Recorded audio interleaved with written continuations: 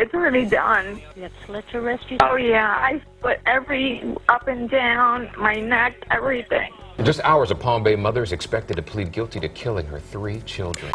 When a mother of 3 goes on a brutal, seemingly unprovoked rampage, it would have disastrous consequences for those closest to her. As this story unfolded, a twisted tale of jealousy and betrayal was exposed. This family of 5 consisted of 33-year-old Jessica McCarty, her children Lacey, Philip, and Christopher, and her boyfriend, Christopher SWIST. 7-year-old Lacey and 6-year-old Philip came from a previous relationship of Jessica's.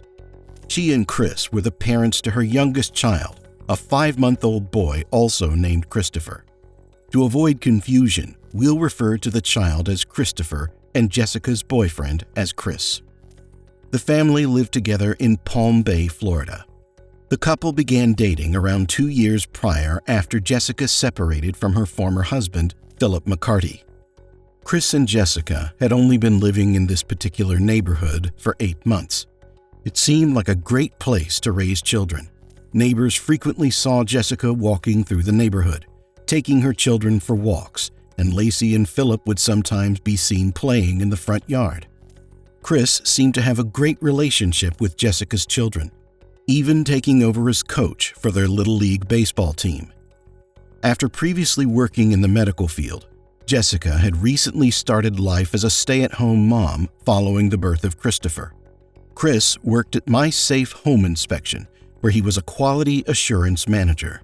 But Chris had his own battles. After his time in the military, he suffered from post-traumatic stress disorder. It was severe enough that he wasn't able to drive. However, Jessica was happy to take the role of driver in the family. From the outside, all seemed peaceful in the home.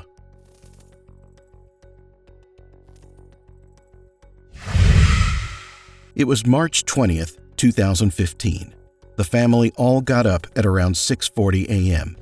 Lacey and Philip were both excited to get the day done and over with, as it was their last school day before spring break, and they had a beach vacation planned with their grandparents.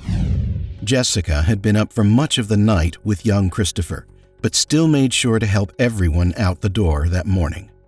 She drove her 2 oldest children to Discovery Elementary School, then dropped Chris off at work. She then returned back home. At some time during the day, Jessica's mother came over to spend some time with her grandson. She left a few hours later, and Jessica began ticking off her to-do list of chores around the house. At 5:53 p.m., Jessica called Chris. Chris, along with his mother and brother, had just pulled up to a pizza place where they were going to get dinner. It had been Matthew, Chris's brother, who planned the meal. When Chris saw Jessica was calling, he picked up the phone. Instead of her usual greeting, Jessica just said, "The kids are dead." Chris didn't understand why she would say something like that and didn't for 1 second believe her. Jessica then hung up. At 5:55 p.m., Jessica sent him a message of their kitchen floor with visible bloodstains. This was the smallest glimpse into the absolute house of horrors that their home had become. Chris dialed 911, telling them he wasn't entirely sure what was going on, but his girlfriend called him and there may be some people who are injured in the home. When the operator asked whether there were any children in the home, Chris responded, "Yes, I have 2 small children and an infant." While he was on the call, Chris's mother was racing him and Matthew to the home. Around 6 p.m., Jessica made her own call to 911, where she tells them she was in possession of a firearm and wasn't afraid to use it. Later on in the call, she says, "It's too late. It's already done." It's too late. It's already done. You have slit your wrist? Oh, yeah. I split every up and down, my neck, everything. And my 3 kids are dead. Followed by, "My 3 kids are dead."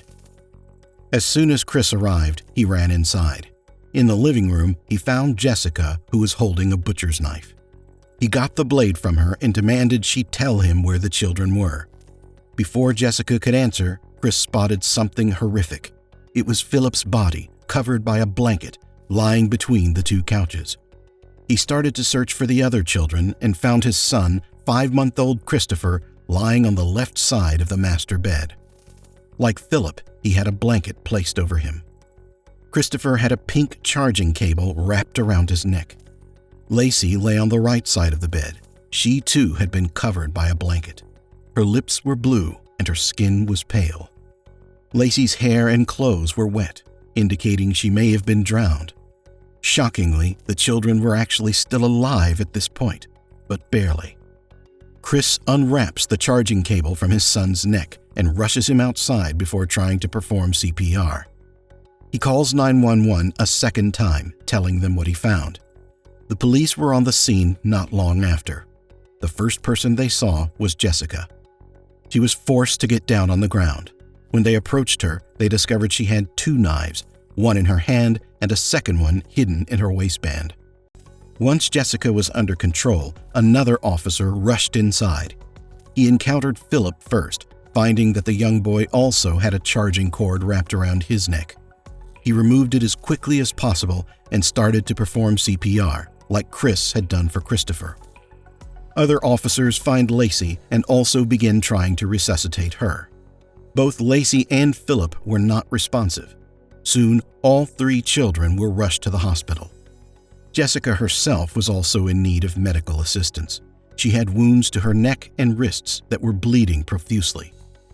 While 2 officers tried to bandage her up so she could get taken to hospital for further treatment, others began examining the crime scene inside the home. The living room floor was coated in blood, as was the kitchen floor, kitchen table, cabinets, and dishwasher. In the second bathroom, the shower frame had been smashed to the ground with glass covering the floor. The bathtub was filled with water, and the faucet still trickling water in. Christopher's room showed a trail of blood leading directly up to his crib. Jessica and Lacey were transported to Holmes Regional Medical Center. At 7:05 p.m., Lacey was tragically pronounced dead. Her autopsy later revealed she had bruises to her feet and abdomen and lacerations to her feet, knees, and right eye. Scratches on the side of her neck indicated she had been clawing at something.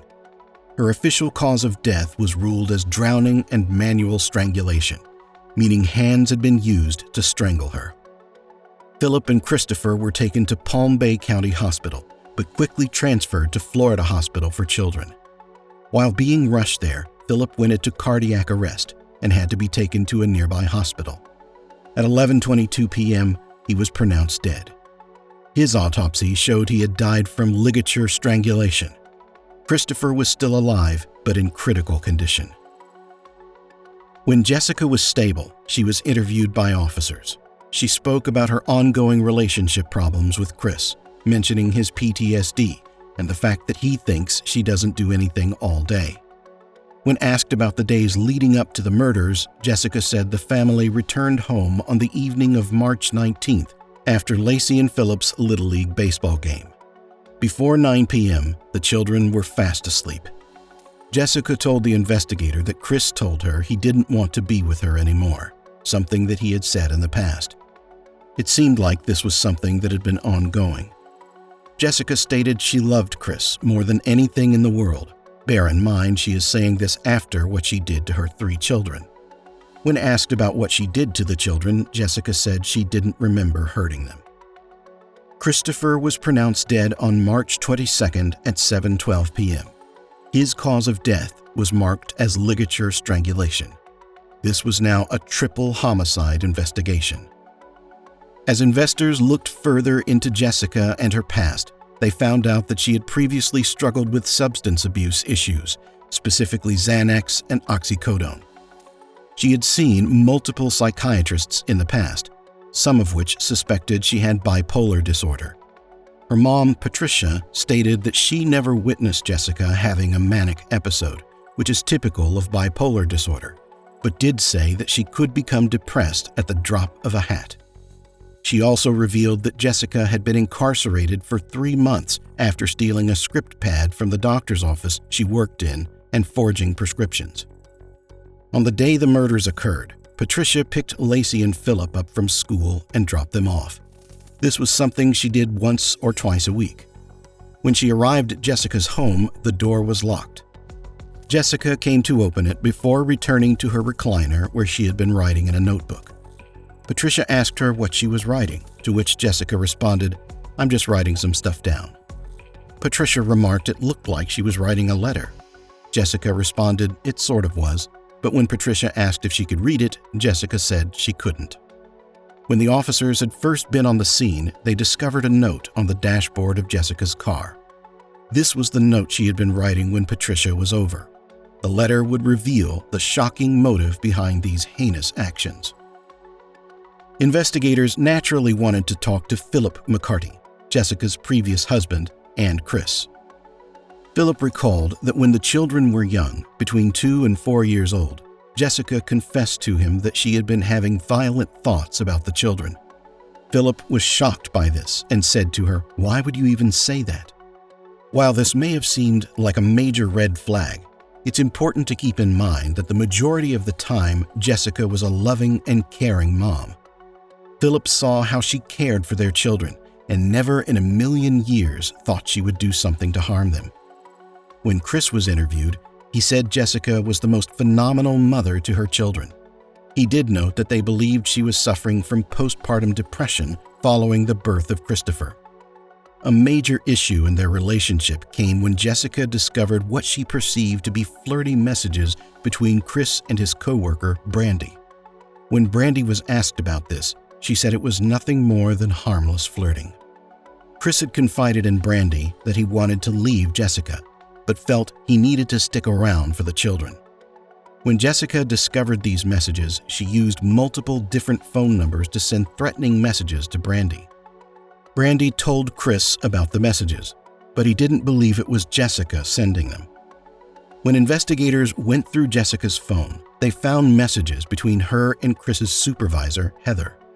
She sent one on February 25th that read, "Hey, pretty lady, listen, between me and you, please do not say a word to Chris or anyone, but if you decide to fire anyone or they leave, not sure if it's a possibility, but it would be amazing if you kept me in mind." She added that she was wanting to start working again, but also said, "And honestly, it would be so awesome if Brandy wasn't there." Heather sent a polite reply, but later told investigators she would never have hired Jessica since Chris already worked there. On March 19th, the day before the murders, Jessica contacted Heather again. She said she wanted to talk to her about something, but Chris couldn't know. She specified that they needed to talk over the phone. Heather responded reluctantly, saying that this seemed a bit strange and that Jessica should really talk to Chris about whatever was bothering her. They ended up speaking when Heather had a moment to talk. Jessica told Heather about the conversations between Brandy and Chris, adding that the pair had called Heather a rude name during their conversation. It turned out that Brandy had lent the couple her washing machine since theirs had broken, and Jessica wasn't impressed by this. In fact, on the same day that Jessica spoke to Heather over the phone, she and Chris got into an argument about Brandy. Chris told investigators that the argument spiraled before they mutually brought up ending things. Remember how Jessica told investigators that he said he no longer wanted to be with her, but she loved him more than anything? It seemed in Jessica's mind that this wasn't all that mutual. Chris did say that they agreed to speak about things more once the weekend was over. Of course, we know what Jessica did the very next day. Remember that letter Jessica wrote? Well, it read, "To my family, I am so sorry for what I had to do. I love you all more than life itself. I am fully aware that this is much more painful for everyone I leave behind. I had no other choice. Thank you for being the most amazing family. We are truly the luckiest in the world." The rest of the letter is dedicated to Chris. "Dear Chris, as I've said in the past, I love you more than life itself. I could never picture life without you. You were a good dad to Christopher. Please keep his memory alive. I'm sorry I couldn't be like Brandy. I can't stand your infatuation with her, but maybe you two can have a life together." The note continued on with a portion of it reading, "Guess that's it for now. Hope to see you in the afterlife if I get there. I know the kids will. Good luck. Thanks for destroying our family." Jessica pleaded guilty to 3 counts of murder in December 2015. While she avoided the death penalty, Jessica McCarty will spend the rest of her life behind bars.